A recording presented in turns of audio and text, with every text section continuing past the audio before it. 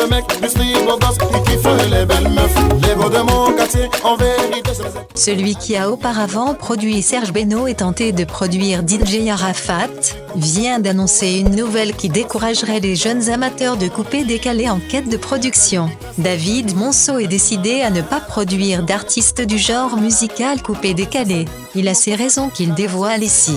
Je ne pense plus produire encore d'artistes du coupé-décalé, je crois qu'ils doivent retourner dans les cabines pour faire leur métier, et nous allons nous concentrer sur les vrais chanteurs. Tout simplement parce que ça ne marche pas. Financièrement parlant, c'est un flop. Ça ne vend pas, en plus ils ne sont pas structurés. Ils te sortent une chanson aujourd'hui, on n'a pas le temps de faire la promotion que 2 ou 3 jours après ils te sortent une nouvelle chanson.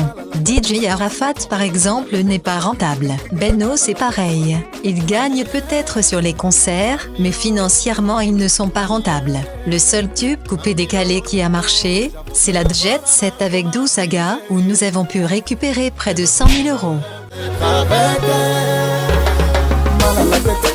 Pour lui, il est clair que produire un artiste coupé-décalé ne permet pas d'avoir de bons retours d'un point de vue financier. Derrière les gros cylindrés dans lesquels se pavanent les DJ ivoiriens, se cachent d'énormes dettes. Il faut le dire, beaucoup parmi eux ont trouvé la panacée à travers les spots, plus communément appelés Atalakou pour bénéficier des dons. Pour ceux qui s'y connaissent, les concerts d'artistes coupés-décalés ne sont pas aussi rentables malgré les affluences. Même si quelques-uns d'entre eux sortent la tête du lot, pour la quasi-majorité c'est un véritable casse-tête cette vie du coupé-décalé qui vous impose un rythme très haletant. Toujours sorti dans les boîtes de nuit, avec de nouveaux vêtements chics et des appareils dernière génération, au risque de se faire railler comme sait le faire le public ivoirien.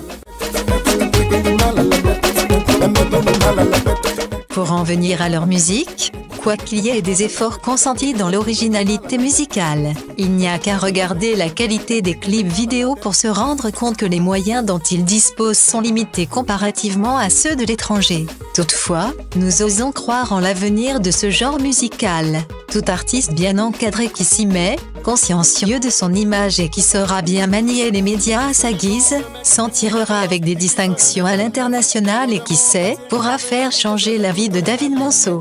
Une qui coupe mon cœur, y'a pas une qui me fait peur. Je suis comme Jack Power, j'ai toujours ma cible dans mon viseur.